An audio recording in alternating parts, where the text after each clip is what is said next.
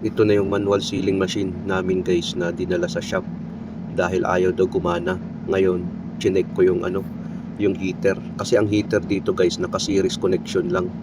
Kung makikita natin, walang reading ang ating multimeter. So ibig sabihin, mayroong putol na heater dyan. Dalawa kasi ang heater dyan. Naka-series lang naka-series yung dalawa. Yung isa guys, kung tiningnan natin, wala siyang reading. Pero yung isa meron.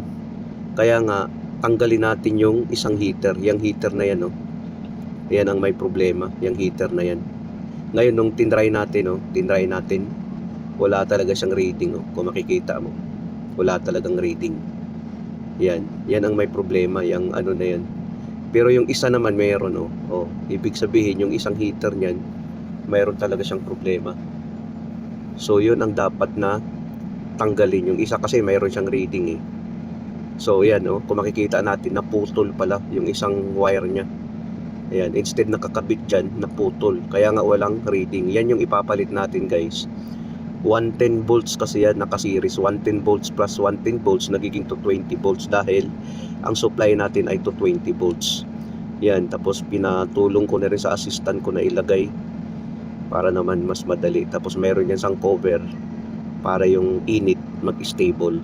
Yan, para hindi malaglag yung heater natin.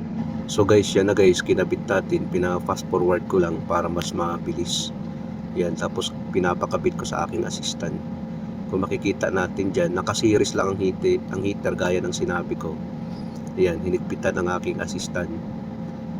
Pagkatapos, i-check natin yung yung resistance. Nung chinek natin yung resistance guys, kung makikita natin, mayroon ng reading ang ating multimeter. Naka-reset siya sa resistance sa times 10. So mayroon na siyang reading, Ayan, So ibig sabihin yung heater natin okay na. Nung kanina kasi wala siyang reading. Ngayon nung sinubukan namin, nagkakaroon na siya ng power. Kung makikita natin, Ayan, gumagana na siya guys. Yan kasi ang palatandaan na gumagana ang ating heater dahil meron siyang indicator lamp na naka-red.